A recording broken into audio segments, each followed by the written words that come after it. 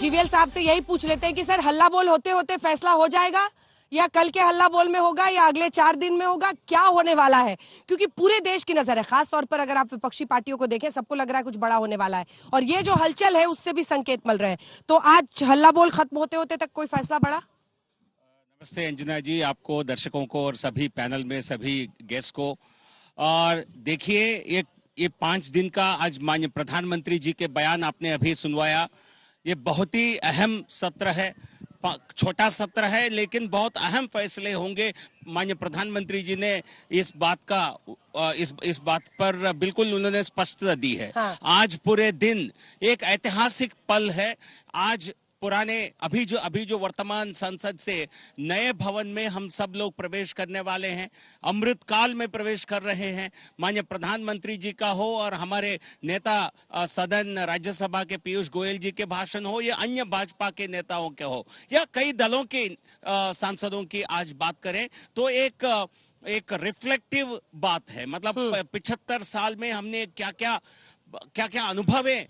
क्या अनुभव भारत के संसद में हमने पाया है, इसका एक बहुत अच्छे वातावरण में चर्चा हुआ। पिछले सत्रों में हमने देखा कि इस प्रकार हर तरह के बाधा आती है संसद को चलाने में और हमें उम्मीद है आने वाले 4 दिनों में भी ऐतिहासिक पल होंगे, ऐतिहासिक निर्णय होंगे और सभी के निर्णय समझ नहीं आ रहा, लेकिन मुझे ऐसा समझ में आ रहा है सर कि शायद आपको भी पता नहीं होगा ज्यादा। ठीक बोल रही हूँ मैं? नहीं, देखिए, जब तक पूरा खुलासा नहीं होगा बिल्कुल प्रियंका चतुर्वेदी भी अब हमारे साथ जुड़ गए। मैं आपने कोई खुलासा नहीं किया। हाँ। ये मतलब जो भी फैसला हमें बताना है कैबिनेट ने, आपको नहीं बताना पड़ेगा। कैबिनेट में जब निर्णय होगा, जो नए बिल को यदि लाना है, इसका विशेष अधिकार कैबिनेट का है। ठीक है। प्रियंका चतुर्वेदी सांसद शिवसेना यूबीटी गुट की भी हमारे साथ यहाँ पर जुड़ गई हैं। मलुक नागर जी भी हमारे साथ है। तो दो सांसद तो यहीं पर मौजूद है, लेकिन कांग्रेस एक प्रतिक्रिया लेने के बाद प्रियंका जी आपके पास, केसी त्यागी जी आपके पास आ रही हूँ। आलोक शर्मा जी, हमने अधीर बाबू को भी सुना। मतलब क्या इसकी कोई वजह है ये मानने की कि कुछ अचानक ये सरकार करने वाली है, या फिर क्योंकि ये तो अब जो बिल्स था वो सब 8 बिल्स बता चुके हैं और ये अच्छी बात रही कि आज दोनों पक्षों ने अपनी अपनी बात कही, एक कम से कम सार्थक बहस।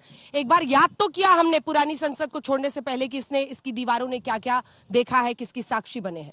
आलोक जी, देखिए, मुझे लगता है कि यहाँ आपके हल्ला बोल के मंच पर ऑलरेडी 3 सांसद हैं और तीनों सांसद में से किसी को हवा नहीं है। एक पूर्व सांसद भी हमारे साथ हैं, उनको भी पता नहीं है कि क्या होगा। अमृतकाल सुनते सुनते 2 साल हो गए और जब तक ये विशेष सत्र आया तो पता चला रहस्य काल शुरू हो गया। रहस्य काल में पूरा देश जी रहा है। कैबिनेट की बैठक विशेष सत्र प्रारंभ होने के 1 दिन के बाद होगी, कैबिनेट को भी नहीं पता। मुझे लगता है कि तानाशाही का इससे बड़ा कोई एग्जाम्पल नहीं हो सकता है कि ना कैबिनेट को पता है, ना मीडिया के साथियों को पता है, ना विपक्ष को पता है, ना सांसदों को पता है, ना देश को पता है। मुझे लगता है कि आज का जो मोदी जी का भी भाषण है वो अपने आप में कहीं ना कहीं उनकी जो परिपाटी है बिलो द बेल्ट हिट करने की, उससे अलग था। वो भी अपने आप में बहुत बड़े प्रश्न चिन्ह लेकर आया है कि कहीं ना कोई गुप्त एजेंडा है इस सरकार का जिसको लेकर आ रहे हैं। दुर्भाग्य है कि देश के प्रधानमंत्री आज भी अपना वक्तव्य रोने धोने जैसी शब्दावली से शुरू करते हैं। खैर, उनकी आदत है, इस तरह की शब्दावली उनको प्रिय है और पूरे देश को प्रिय कर दी है उन्होंने। वो कह रहे हैं ऐतिहासिक निर्णय होगा, तो देश के प्रधानमंत्री महोदय से जानना चाहते हैं कि ऐतिहासिक निर्णय की जानकारी केवल देश के प्रधानमंत्री और गृह मंत्री के बाहर किसी को क्यों नहीं है?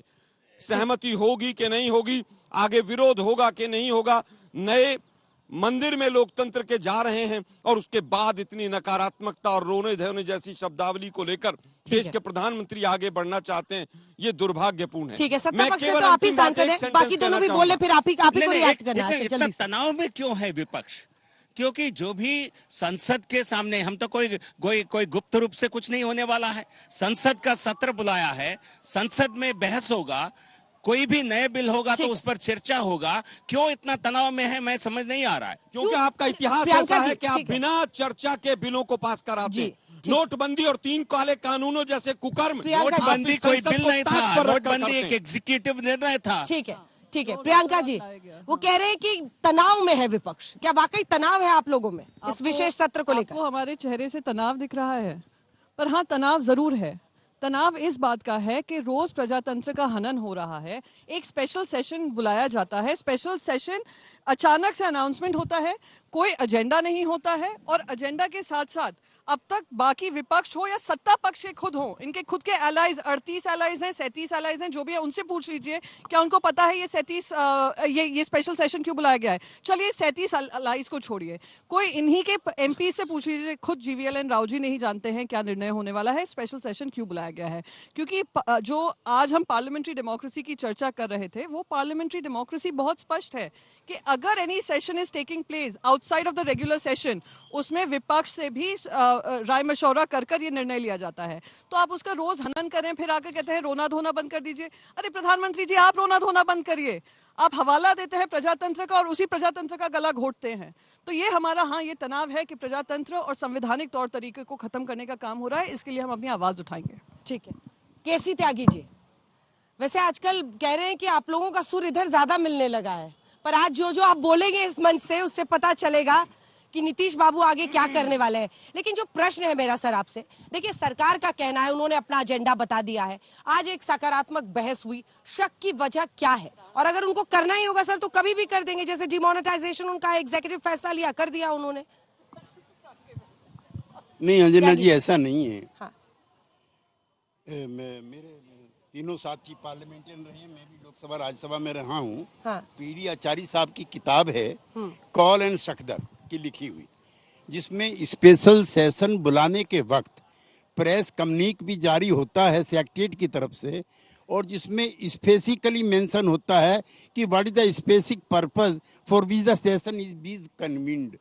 तो ना तो मेरे मित्र पीवीएल जी को पता है, ना पार्लियामेंट्री अफेयर मिनिस्टर को पता है, ना खोजी पत्रकारिता करने वाली हमारी बहन अंजना जी को पता है। तो लोकतंत्र रहस्यमय तरीके से नहीं चलता।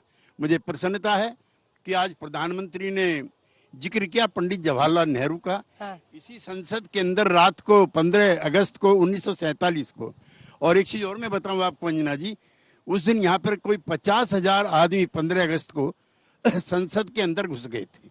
इतनी भीड़ यहाँ पर थी, आज जैसी सुरक्षा नहीं थी, ऐसे कायदे कानून नहीं थे। और पंडित जवाहरलाल नेहरू का जब हम जिक्र करते हैं तो वो आम सहमति बनाते थे। अटल बिहारी वाजपेयी का जब हम जिक्र करते हैं तो वो आम सहमति के नेता थे। और आपको आश्चर्य भी होगा और आपको जानकारी भी है कि उन्हीं की पार्लियामेंट में उनके विचारों के धुर विरोधी डॉक्टर श्यामा प्रसाद मुखर्जी भी थे, जिन्होंने कांग्रेस पार्टी को लेकर के उस समय काफी तलख टिप्पणियां की थी। डॉक्टर अंबेडकर भी उसी में थे, और आम सहमति बनाने के सवालों पर प्रयास किए जाते थे, जो आज की तारीख में गायब हैं। अब तो जो संविधान की मूल धारणा है कि justice for all, social, economic, political, liberty of thought, expression, belief, faith and worship, ठीक है। अब तो सब चीज जो है अंडर क्वेश्चन हो गई हैं। जिस तरह का वातावरण बनाने का प्रयास चल रहा है, कुछ संगठनों की तरफ से और कुछ व्यक्तियों की तरफ से, और प्रधानमंत्री के कहे जाने के बावजूद भी जो भोपाल की सांसद है वो कहती है गोडसे की पूजा की जानी चाहिए क्योंकि उन्होंने महात्मा गांधी का वध किया था। और प्रधानमंत्री सारी दुनिया के हेड ऑफ द स्टेट को लेकर के गांधी समाधि पे जाते हैं। तो ऐसे विरोधाभास राजनीति में कम देखने और सुनने को मिलते हैं। ठीक है।